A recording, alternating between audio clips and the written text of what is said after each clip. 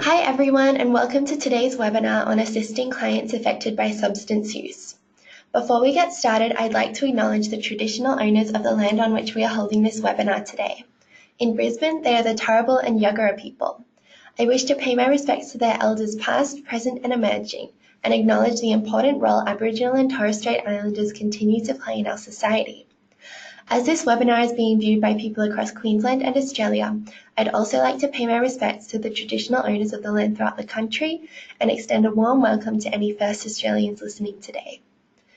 This presentation and webinar is for professional development and education purposes for Community Legal Centre staff and is not intended to provide legal advice. It is not to be used for commercial purposes without the express permission of the author. Information is current as at the 21st of May 2019. Today, we are fortunate to have as our presenter Jeff Buckley, who is a social worker with 20 years experience in the youth homelessness and alcohol and drug sectors in both government and non-government roles. He is currently the director of Insight, a statewide alcohol and drug training and workforce development unit based in Queensland Health. This presentation will provide an overview of patterns of substance use and dependence, including how these can impact upon our ability to assess capacity and consent. The effects of crystal methamphetamine will also be discussed, as well as strategies for managing intoxication and associated behaviours amongst our clients. I'll now hand over to Jeff and talk to you again at the end of the session. Thank you, Amanda, and hello everyone out there in webinar land. It's my great pleasure to join you and to spend your lunchtime with you talking about the wonderful world of alcohol and drugs, in particular substance use, dependence, capacity and consent, and probably the word I've said more than any other word in the last 4 years, which is methamphetamine. So obviously there's been a really big focus on that drug, and it continues to provide, I guess, complexity for lots of different organisations and services, both individually and structurally. How do I click? There we go. I too would like to acknowledge the traditional owners on this land where I am and the lands where you are, and pay respects to elders past, present and future, and particularly acknowledge the impact of colonisation and the introduction of substances on Indigenous people all across this country and the continuing impact of those substances today. A little bit about Insight in case you don't know about us. So yes, we have our own branding and logo, but we are part of Metro North Mental Health Alcohol and Drug Service in Queensland Health, and we are a statewide alcohol and drug training workforce development unit that aims to build a capable, confident and connected workforce. And that includes people who aren't just AOD specialists, but anyone like yourselves where alcohol and drug intersects with your role. That's our team, and we have a lovely website which is chock full of free resources, and you can subscribe if you want to keep up to date with all of our alcohol and drug training professional development. We are just for workforce. We don't see any clients or patients directly. We are here simply to support you and your kind of work day to day. We have a whole bunch of free training, e-learning, toolkits where we kind of aggregate content around topics and put up various webinar recordings or resources or tools and guidelines, etc. We have a dedicated guidelines page and a resources directory as well. So it is a bit of a one-stop shop if you want to look for information around alcohol and drug according to topic or training.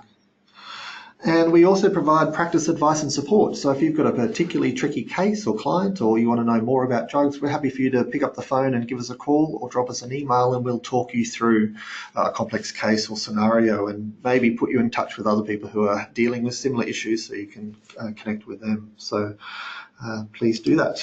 We have a youth team as well, a dedicated youth team called Dovetail, and an Aboriginal and Torres Strait Islander practitioner as well as a nursing and an allied health and an IT team that pulls it all together. So that's us. So over the next kind of hour, my job is to talk to you about patterns of substance use and dependence and think about how this impacts upon capacity and consent.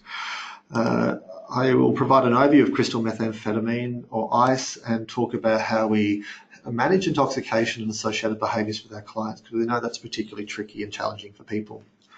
A disclaimer, I am a social worker, I am not a lawyer. I can only give you information from my perspective as a health worker, and I really need you guys to translate that into the legal context that you operate in. So obviously I cannot provide any legal information or advice, but I'm happy to answer questions based on my understanding and work in this field. So just a bit of a disclaimer about that. All right, I'm going to give you some drugs 101 because you need it before we talk about the more complex kind of topics. What are psychoactive drugs? That's anything that affects the way the mind works or how we think, act, or feel.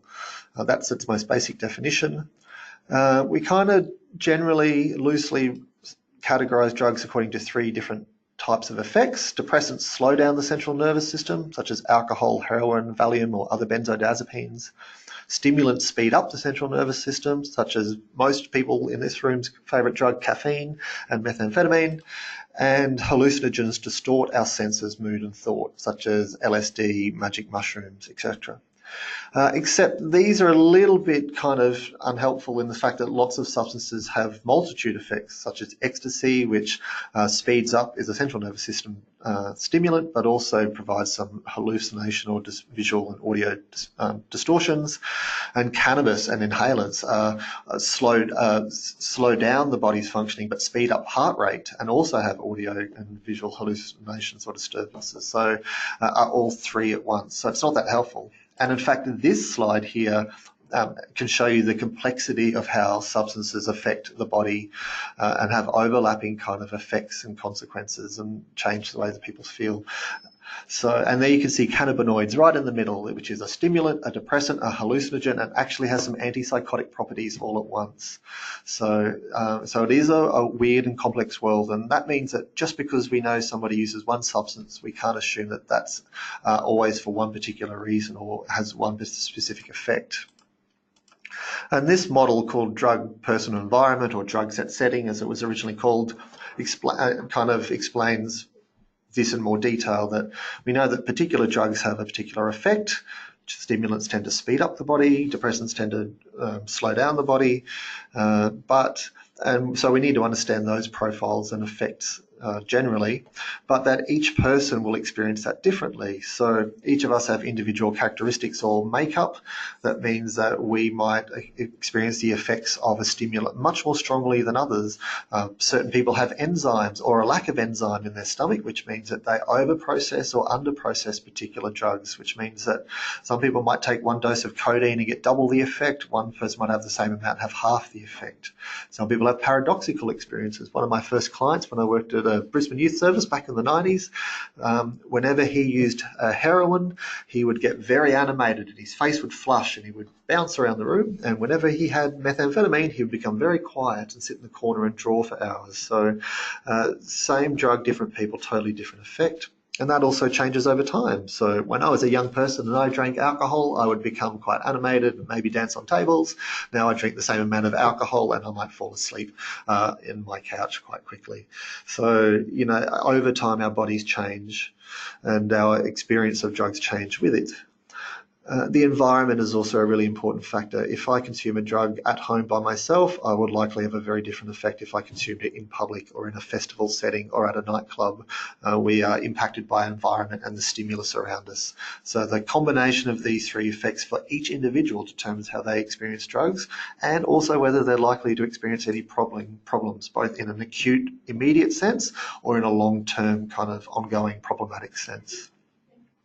So yeah, there's the list of kind of different factors that we need to consider when we're trying to assess how much does a substance affect the capacity of a client to either take on information, make decisions, offer consent.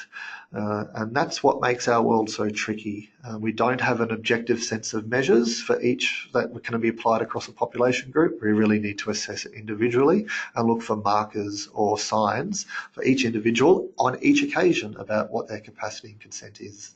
And I'm sure you're probably used to a lot of that, but I can't provide you much more detail, unfortunately. In terms of the legality or illegality of drugs, most drugs in history have not always been illegal and have been normal part and parcel of society. Here is heroin being sold in your local pharmacy next door to aspirin and Lisitol. Heroin is a brand name for diamorphine, which is obviously an opioid. Here are people enjoying nitrous oxide or names at parties where they would all celebrate and get high together and enjoy the intoxicating effects, all in the name of science and high society. Here is Mrs. Winslow's soothing syrup, which was 5 milligrams of morphine to calm down teething babies or children that wouldn't sleep. That was not always successful.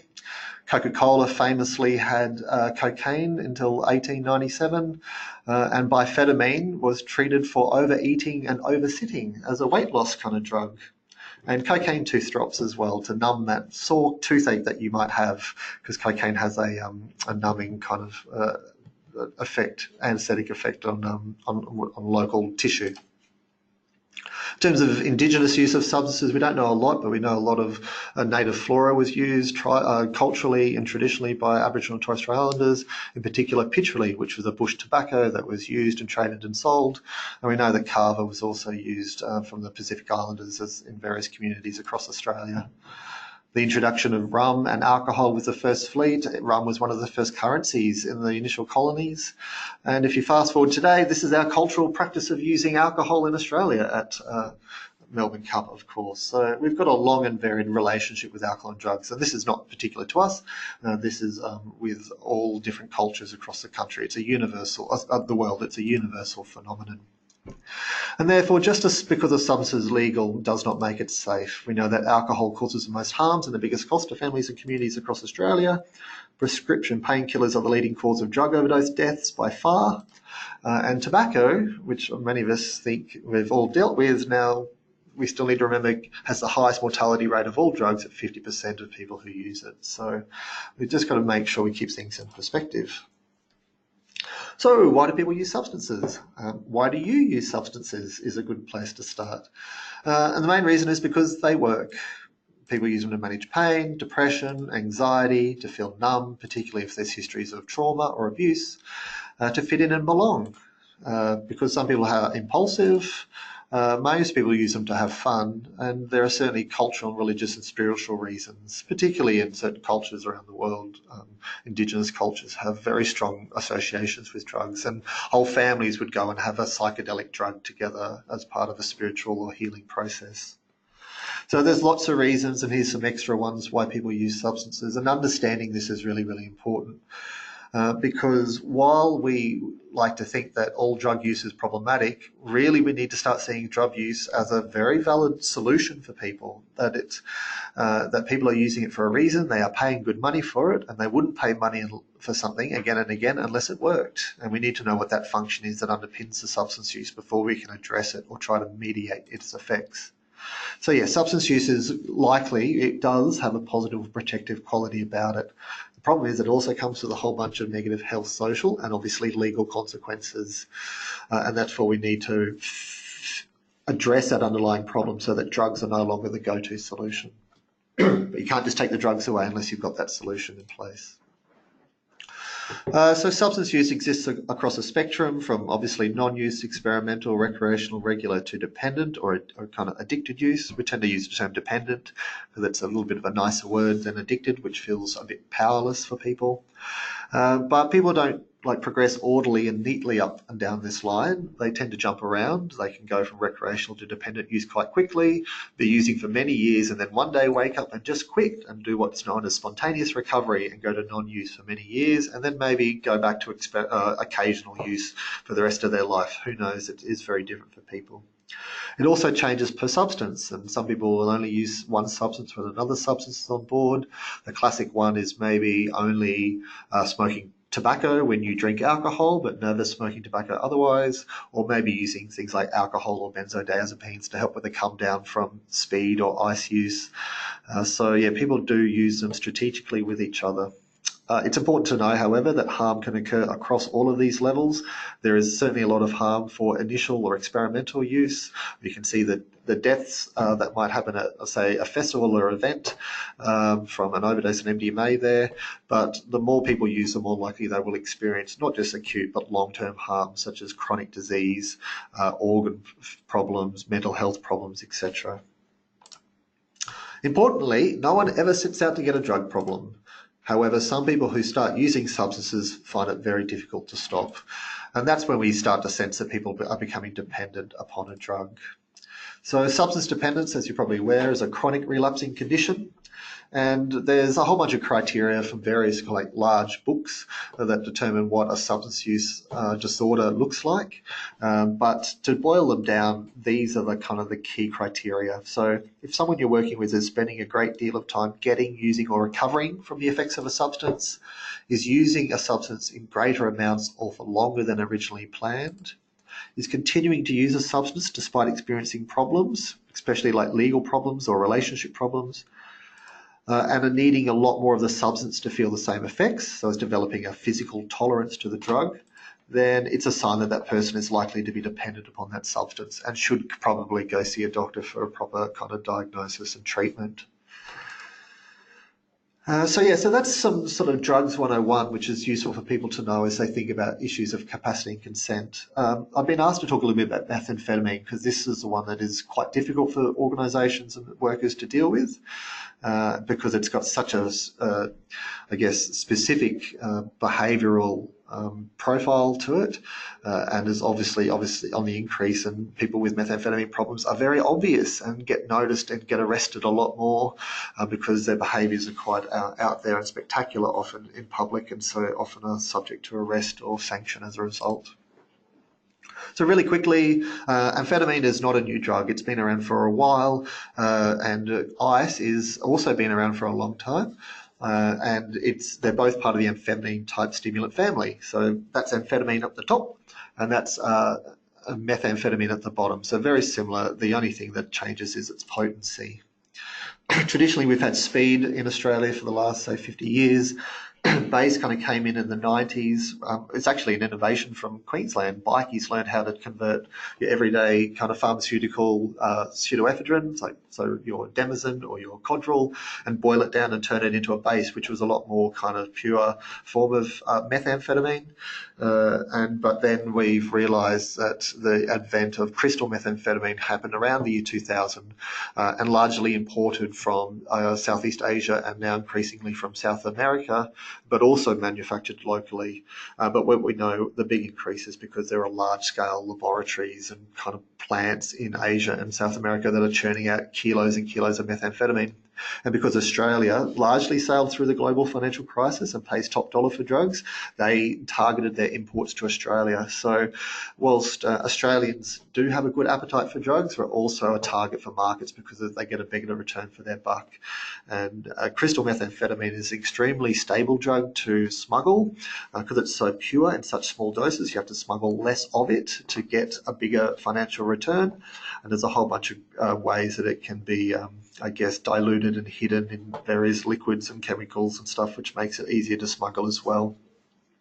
Crystal methamphetamine is also cheap, faster to produce. Unlike opiates or heroin, you don't have to plant a crop, water a crop, wait for it to grow, harvest it, and then kind of purify it into heroin. You tip a whole bunch of chemical into a machine, press a button, and it spits out kilos of methamphetamine. So you can see why this has become the drug of choice for international drug cartels around the world. We also have a whole bunch of prescription uses for amphetamine drugs, particularly for ADHD and in some cases kind of weight loss as well. They can be very effective for this, but also diverted from pharmaceutical use for non-pharmaceutical or recreational use on occasion. So amphetamine was made over 100 years ago, and so was crystal methamphetamine, and largely used in World War I and II to help soldiers stay focused and do long-range air kind of missions. And it wasn't until the 60s that it became prescription only, and then a whole bunch of stockpiles used for war was tipped into the market, and people started to use it recreationally and kind of get problems. So here's some of the propaganda from the war. Watch out, Canadians, here comes our amphetamine kind of jacked up pilots. Again, here's the continue of that propaganda of victory at the front line around weight loss, or can't deal with all your excessive amounts of housework or your brattish kind of grandkids, amphetamine will help you with that. And this was a benzodrine inhaler, which was impregnated with amphetamine, and people would inhale it through their nose, and it would provide a bronchial relief. It would open up the airways for people who had a cold or flu or stuffy nose. Here's the Pan Am in-flight cart for long-range flights to America, where you could buy alcohol and cigarettes for a fee, but you could get a free hit of amphetamine, if you liked, because it was part and parcel of everyday society. And here is a Shirley Temple lookalike, not Shirley Temple, but showing how it was marketed as safe for kids and adults. And this is where problems started to occur, obviously, because people started to enjoy them a lot. They would break open the canisters and start kind of consuming more of this amphetamine, and that's a trend that people have used ever since. Amphetamine works on these three neurotransmitters, but largely it's dopamine, which is the reward or pleasure part of the brain, but also serotonin and noradrenaline, which is the fight and flight and the mood and temperature kind of regulating parts of the brain, but mainly it's dopamine. And this slide tells you why people find methamphetamine so boorish and dependence forming, is that real hit of dopamine is stronger than most other drugs that people will consume, and you get a really big hit of a very high pleasure sensation, particularly in initial senses of use. And for people whose lives are a bit crappy, who struggle to maybe maintain friendships, or life isn't going so great, all of a sudden this drug makes them feel awesome. And that's why it's really hard for people who have, I guess, things cards stacked against them to stop using this drug, because it does make them feel great and give them relief from otherwise pretty kind of crappy lives. What we do know about methamphetamine is that whilst it's great in the short term, quite quickly there's a negative return on that investment, and all of the negative impacts, the come downs, the mild psychotic experiences, the inability to sleep, they outweigh the benefits. And for most people who have lovely sets of resources around them, whether that be a job, a partner, children, lives, meeting, a whole bunch of stuff, they will quickly decide that they don't want to use it, or only use it infrequently. It's the people who don't have those kind of social supports or those protective factors who tend to develop dependence, because the benefits of it outweigh some of those other nasty, negative, yucky kind of come down and related effects. Those effects are here: dilated pupils, increased energy and alertness, concentration, euphoria, heart rate, temperature, and at higher doses, anxiety, tremor, jaw clenching, grinding, and reduced appetite, and poor sleep is the other big one. But what you'll find, and where it's difficult when you're trying to assess how well one of your clients might be, is that once you've been using it for a while, and if you become a daily or every second day user, you're probably unlikely to exhibit any of these symptoms, because your body has cross-tolerated or dealt with those effects, and has learned how to deal with them. So you will not have those telltale symptoms that somebody might have on their first time or their initial kind of period of use. The other thing to be really careful about is that some people who are experiencing mental health problems, such as bipolar disorder or anxiety attacks, can exhibit some of these symptoms. So we want to make sure we check that somebody is indeed intoxicated on methamphetamine before we assume just because we see these signs and symptoms, because it could be a mental health kind of presentation instead. Half-life, so this is the amount of time it takes your body to just process half of the amount of a dose. So it varies slightly, but it's around 10 to 11 hours, and it can be detected in a urine drug screen up to 72 hours post-administration. But that's just a rough guide. For most people, it'll all be gone by then, particularly if they're not regular users. If they are a daily, heavy, regular user, it may be longer. But that's generally how long it takes to excrete the metabolites from the system. And like I said, dependence it's a highly reinforcing drug, methamphetamine. So unfortunately, people do become dependent on it quite quickly, particularly if they smoke, because it's an easy habit to do, smoking. Not like injecting, which has got a bit of a rigmarole. People aren't going to inject every 15 minutes, but it's quite easy to pick up a pipe and top up a little bit every 15 minutes, and easy to initiate others to it as well. And with increased frequency, those dopamine receptors and your ability to produce dopamine naturally becomes less effective. And so the lows becomes quite low. And because of that low mood, people want to keep using just to feel normal. And that period of low mood can persist long after cessation of use, from up to like 18 months in some occasions, which is why it's such a chronic relapsing drug, because people feel so low and so depressed for so long after stopping that they think they're broken, and the only way to feel normal or good is to use. And so that's an unfortunate profile of this drug, and there is no quick fix or medical kind of silver bullet like we do with like methadone or Suboxone for opiate dependent people. All we have is sleep, diet, exercise, and time, and then eventually people's natural dopamine stores and receptors will go back to normal, but that can take a time, and we need to reassure our clients that that's the case. Is this okay? So unlike opiates or alcohol or benzos, there's no actual physical dependence or withdrawal kind of syndrome associated with methamphetamine cessation.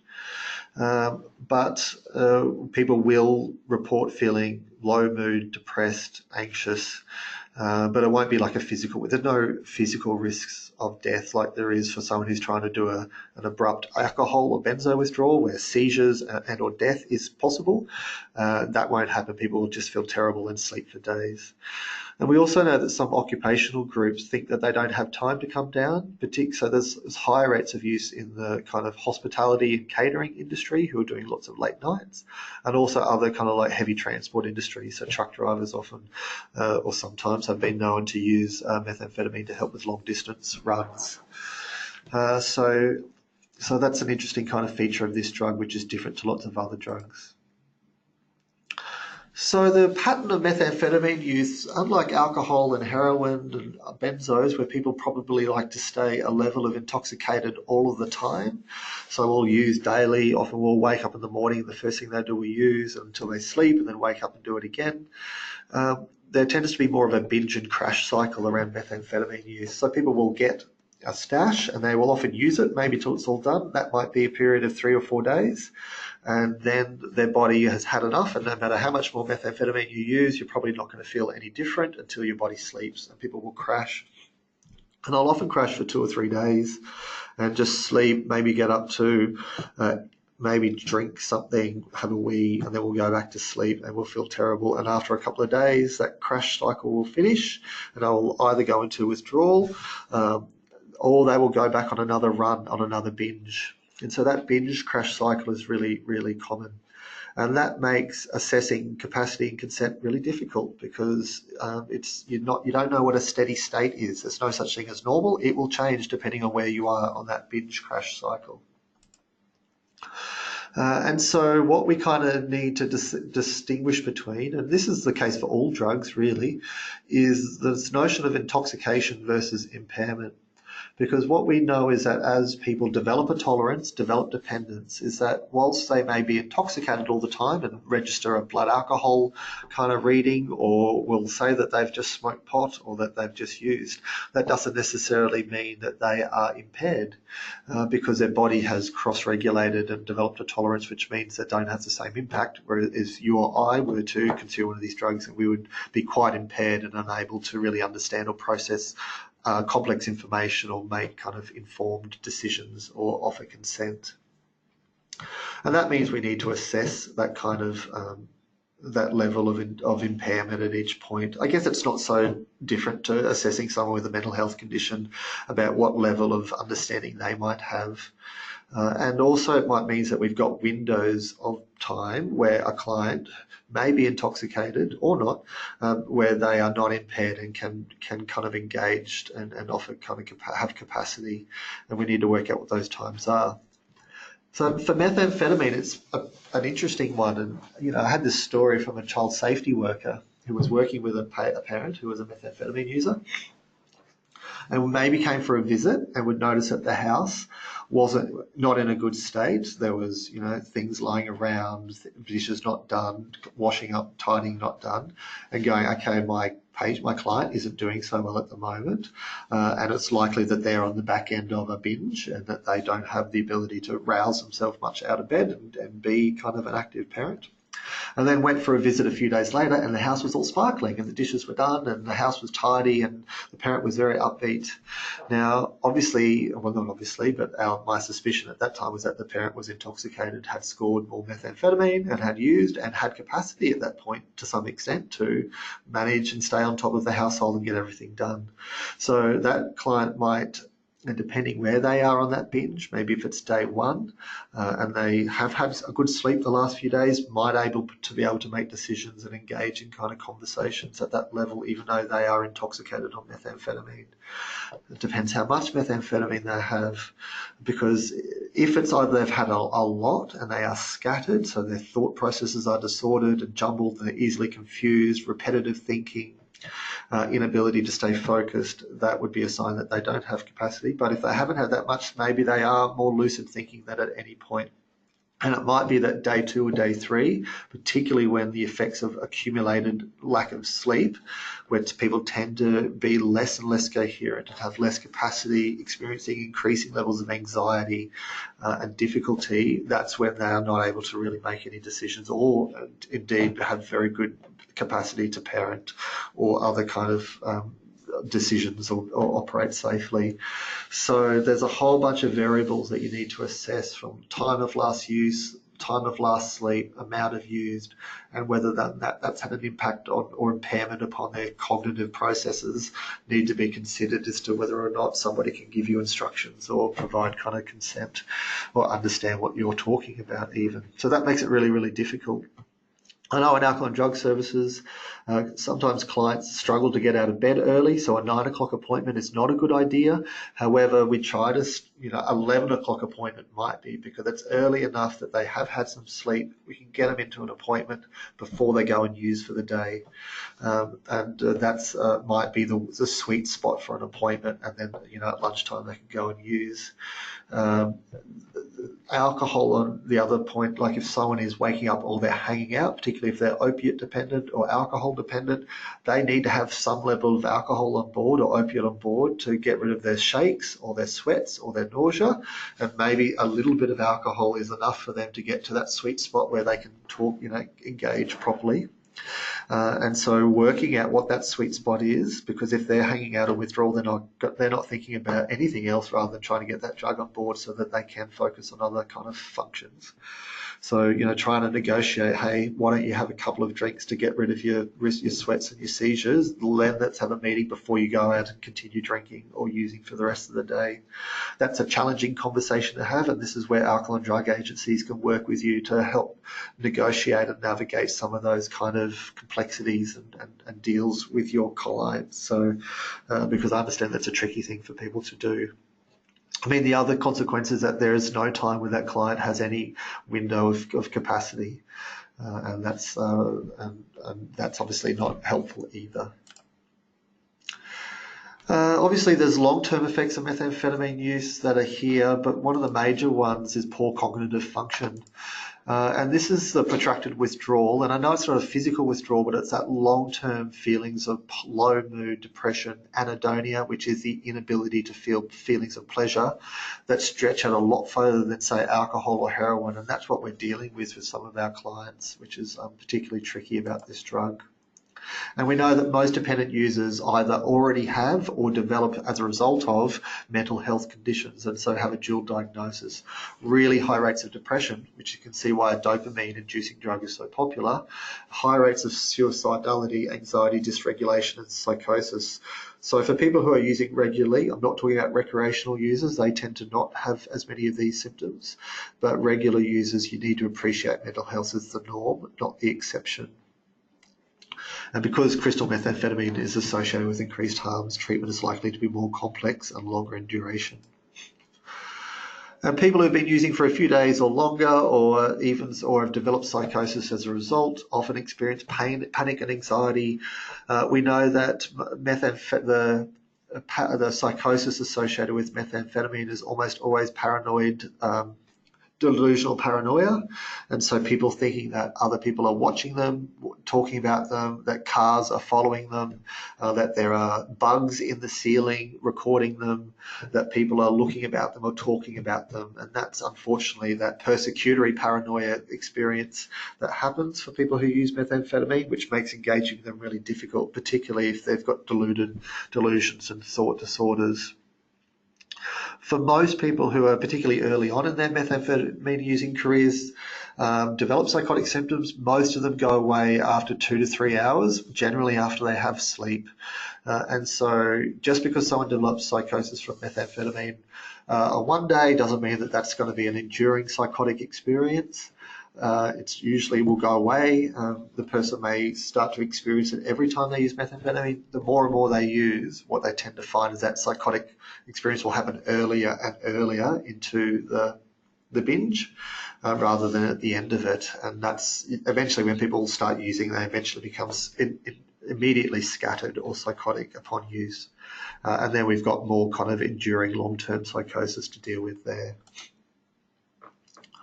So how do we manage these intoxicated states?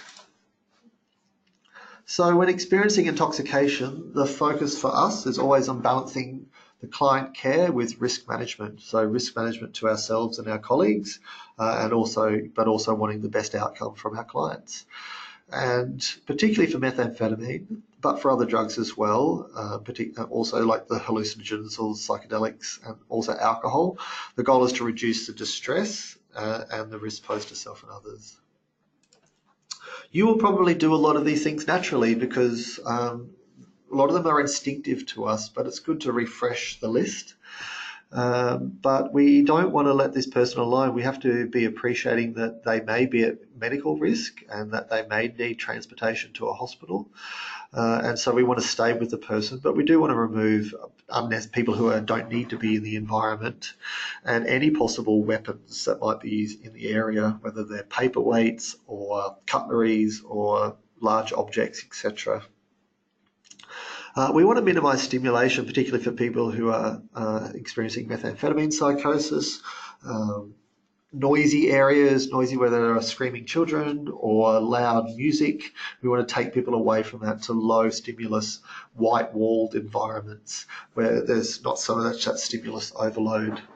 And then we use our great de-escalation techniques, and being calm and professional is the main thing. So using a calm, controlled voice, not raising your voice to match the person, but maintaining a calm voice, minimising direct eye contact, having some, but not staring people out, because particularly if it's methamphetamine and paranoid, persecutory paranoia, they don't want people looking in their eyes too much. That will be a very uncomfortable experience for them. And adopting a non-threatening posture, so hands by your side or behind your back, not raising your arms, or sitting down and being a bit meek and humble in your approach. We always want to promote a sense of safety and explain what is happening. And we can do these things by going, hey, I can see that you're very distressed right now. That is the effect of the drugs that you're on, and I really want to make sure that you feel safe, and I really want to make sure that you're okay. So what I'm going to do now is maybe I'm going to take you to a place where you can feel safe. I'm not going to leave you alone, and I'm going to talk with you about what we can do to make you feel safe, whether that's calling someone or getting someone that you trust around, and is that okay with you? And checking in, doing that checking in and not trying to take away any sense of choice or control from the person. So that validating, hey, it looks like you're having a bit of a tough time right now. I'm really worried about you. Hey, don't worry, this happens to lots of people that we see, even if that's not true, but it's a thing to show that you're comfortable and they're not abnormal, is some ways that we can help to de-escalate people who are feeling that levels of high anxiety or stress. Listen to the person. It's really important. This can be challenging, particularly if they've got very disordered thoughts and are rambling from one topic to the next. But allow pauses. If there's a break in the conversation, you don't need to fill it. Allow a bit of time for people to kind of calm down and de-escalate. And keep explanations and options simple, because it's likely that the person cannot process complex information at all. And if you need to, call for support, particularly if you get somebody else to call for an ambulance if you need to. The things to avoid, particularly if people are aggressive or agitated, actually the opposite of the list I just gave you on the slide before, but we want to avoid anything that's confrontational or lengthy discussions or getting into an argument and trying to debate something with someone who's obviously distressed or disturbed. That's not going to be helpful. Don't take their behaviour or comments personally, particularly if they're threatening or aggressive. That's the noradrenaline, the fight or flight response, particularly around methamphetamine, that is coursing through their body. That is what's causing that aggressive behaviour, because it's a defence mechanism. And so try not to take that personally, even if you thought you had a good relationship with that client up until that point. Avoid physical contact. That is not always possible, particularly for healthcare workers that sometimes have to restrain people for their own safety and for the safety of the person. But I would avoid any contact if possible, particularly any quick sudden movements like raising a hand or jerking towards a door, anything that might be misinterpreted as an act of aggression and response might happen. Same with too much eye contact. or smiling, like smiling is not good, just because a paranoid person will think that you're laughing at them or joking or being insincere about them. And that applies to other people in the room as well. So you need to get other people away and just get people who can maintain that calm, professional demeanour. And with that reassuring, and hopefully you can get them, obviously you would say, hey, I'm feeling really worried about you. I'd like to call an ambulance just so someone can check you out that you're okay. Are you okay with me doing that? They may not be, but you don't have to tell. The ambulance does not have to call police, though unfortunately we do know that often ambulance will call the police if they know methamphetamine is involved because they're worried about their own personal safety. So, it is good to let people know in case they wish to self-exit a service. But you can always say, and I always tell my staff that blame the boss or the policy, the invisible boss or policy. Look, I don't want to call the ambulance, but I have to. My boss makes me, or it's policy that we have to do it. So I'm going to have to call the ambulance because I don't want to get in trouble. But actually, I'm also looking after your safety. At least that gives the person options around whether they want to stay around or not, and you've kind of exercised your due diligence or your duty of care or duty to inform. I'm happy to answer questions about that, but I'll go through a few more slides now. Unfortunately, there are no pharmacotherapies available for methamphetamine use. There's some research for some amphetamine substitution, such as methylphenidate, or there's another couple of drugs called NAC or lisdexamfetamine, which are going through clinical trials at the moment, but the results aren't yet in. All we have, as I mentioned before, are some counselling type approaches, so motivational interviewing and cognitive behavioural therapy, but otherwise it's sleep, food, exercise and time. That's all we've got in our armoury for this particular drug. But as I mentioned earlier, that cognitive impairment can continue for a long time after cessation of use, and that includes memory, abstraction and perceptual motor skills are really affected. It's important, health workers should be doing this, but we need to reinforce the message that these are actually signs of recovery, that these are affected, but they will get better, and your body is repairing, and it will take some time, but these will get better the longer you don't use. So you're not broken, this is normal for everyone, and they will get better over time. But until that happens, we need to take this into account, particularly around new learning or processing new information and being able to problem solve as we deal with complex legal matters and asking them to make decisions. So you need to take this into account when you're dealing with clients who, particularly, alcohol, which does have a lot of cognitive impairment, or inhalant use, and methamphetamine use. Opioid use doesn't tend to have as much cognitive impairment. It's actually not that toxic to the body. Cognitive impairment tends to be more lifestyle issues rather than the drug itself. But we need to consider memory, planning, being able to think through consequences, goal setting and flexible thinking, because the dopamine part of the brain are really involved in all of these things, and serotonin around that memory, thinking through consequences, goal setting and flexible thinking. Dopamine is a neurotransmitter that's heavily involved in those cognitive processes. So our suggestions: more frequent, shorter appointments. Find that sweet spot in their drug use, or if they're still actively using, and do it then, and have frequent, shorter appointments. Use written material that they can take away and review in their own time. Write down simple instructions and keep instructions simple. See if they can bring along a person to the appointment who can remember and take things away and remind them. You might need to do a lot more doing and showing rather than telling. So using pictures, diagrams, videos, etc. Scheduling appointment reminders, SMS reminders, calling people the morning of their appointment to ask them, organising transport, bus vouchers, taxi vouchers. And understanding that there are high relapse rates, particularly among methamphetamine users. So being patient if they are constantly slipping up. They might have a good couple of months, but then they have a slip up. Be prepared for the ebbs and flows of that particular relationship. The other things that I would say is that there are good principles around health literacy, that if we want to make sure that our clients understand what we're talking about is that we might explain something to them, and instead of just asking them if they understand that, asking them if they can explain it back to you. And if they explain it back to you, then clarifying or saying, yes, you've got that exactly right, or clarifying anything. So that's best practice, particularly people who are cognitively impaired, is the talk back or the explain back method. And I'd really encourage you to do that, probably with all clients, but particularly with people who have substance use histories, to ensure that they're really taking on and understanding what you're explaining. So yes, that's where I'm up to. That was a very quick presentation because you're all obviously very smart people if you work in the community legal centre sector. So I'm happy to answer some questions. Thank you so much, Jeff, and thank you everybody for attending.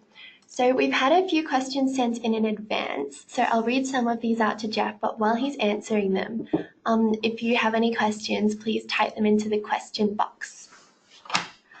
All right, so one of the questions we've had in advance is if you have any tips on how to help clients to accept that they have an issue that needs addressing with, say, drugs or alcohol. Yeah, look, this is really difficult. So, I mean, in alcohol and drug world, we have the stage of change, which is our kind of foundational framework. And we know that for most people, for a long time, they're in what's called the pre-contemplative phase. And that's where they don't think they have a problem. They're the happy drug user. And it's really difficult for that person because all of the benefits are still outweighing any of the negative consequences for them to convince them that they might actually have a problem. And this is the work of skilled alcohol and drug professionals and counsellors who, in a non-confrontational way, just start to explore other areas of their life. We call it the 4 L's, liver, lover, lifestyle, law. So liver is health effects, lover is relationships, lifestyle is, we use the Mars analogy, work, rest and play, things that people study, do, or their hobbies, and then legal consequences. Obviously, given where you're working, there are some legal kind of issues happening in these people's lives. So that is one area to explore and try to draw the links between their legal issues and their substance use. But if they're not willing to make the dots, all you can kind of do is explore other areas, their relationships, their health, their things that they might have been doing in their life that they're no longer doing, whether it's they've lost their job, they're no longer engaged in sport, they're no longer doing the hobbies that they used to do, and going, hey, is there anything about that change that's related to your substance use? And if you can start to join those dots, you can start to help them build their awareness and join the dots between their substance use and all these other things in their life.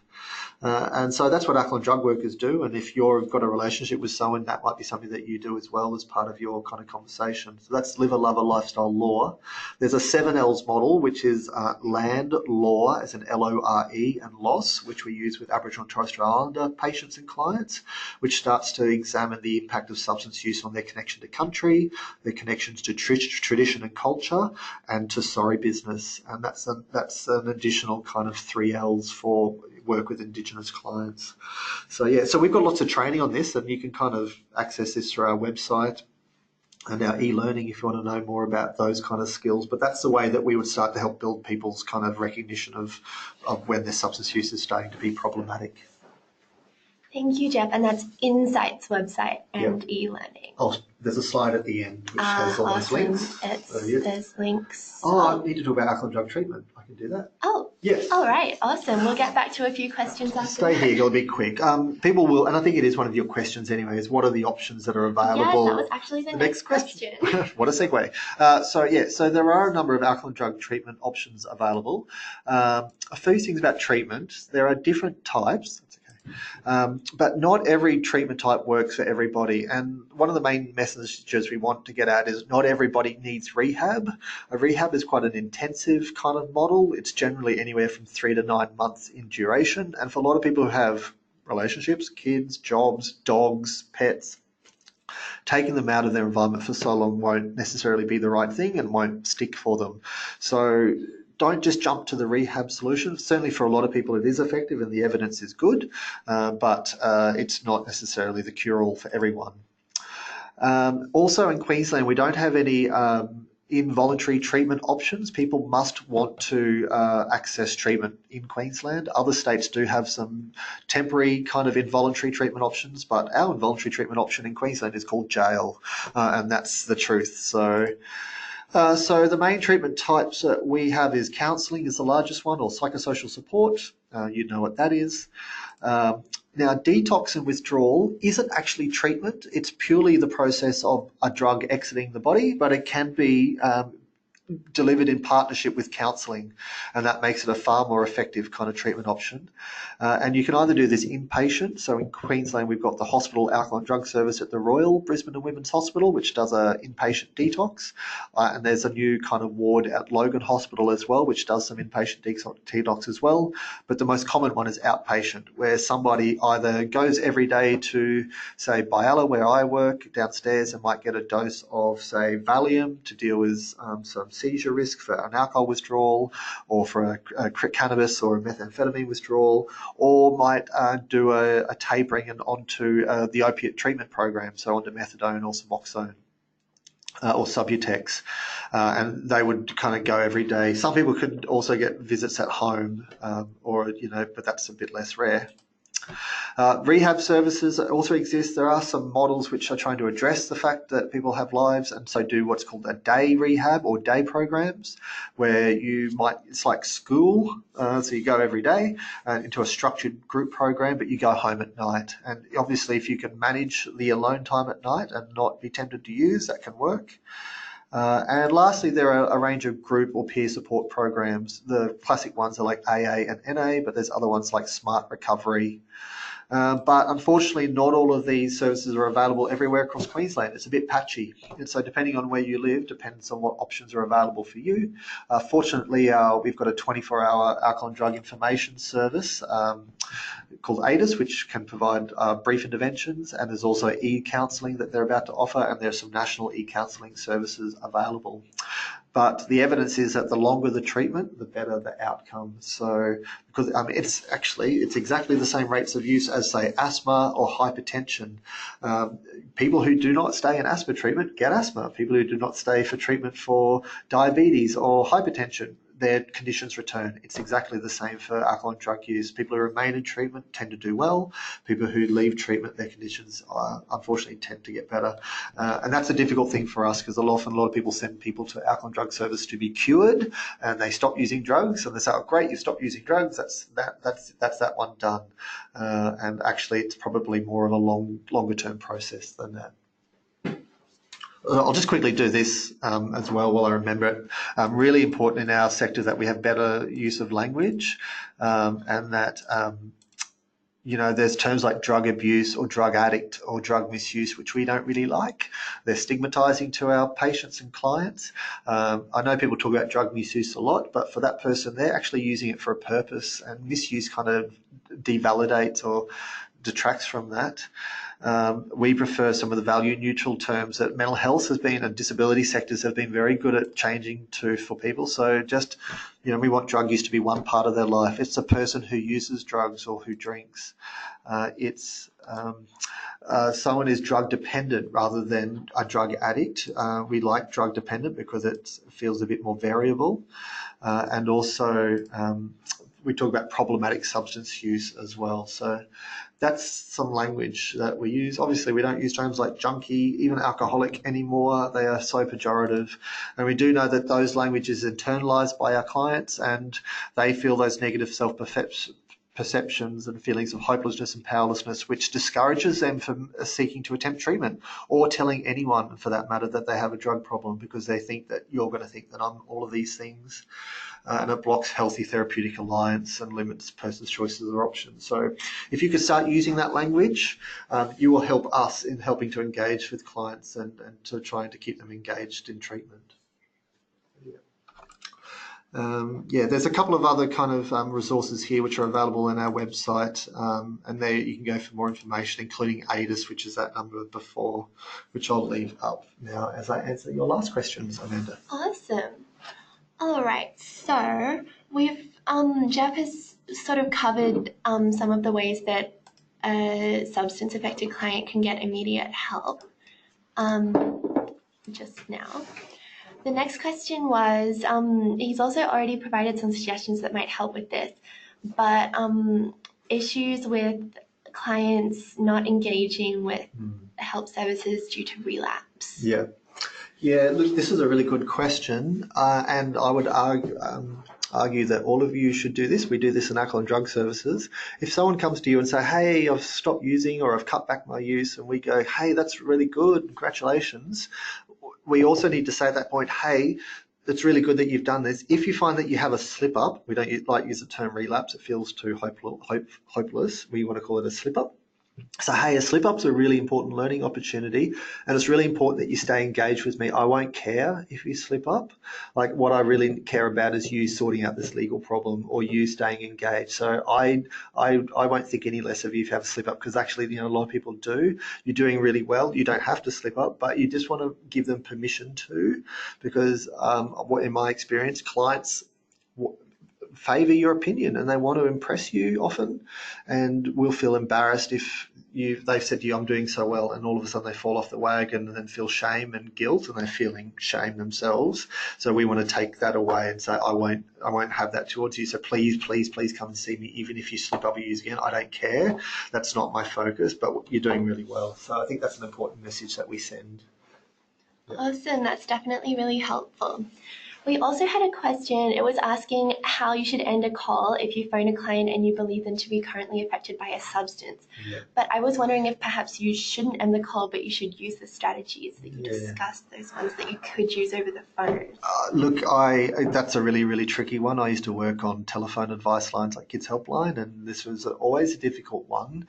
I guess you're trying to assess any risk immediately, and so you're asking questions around, hey, is anyone with you? How are you feeling right now? Are you worried about yourself? Are you what's your frame of mind, to make sure that they're not doing anything? And obviously, if they tell you anything that makes you concerned about the risk of harm to itself or others, that you may need to act according to your own organisational policy in that setting, and do the appropriate next steps.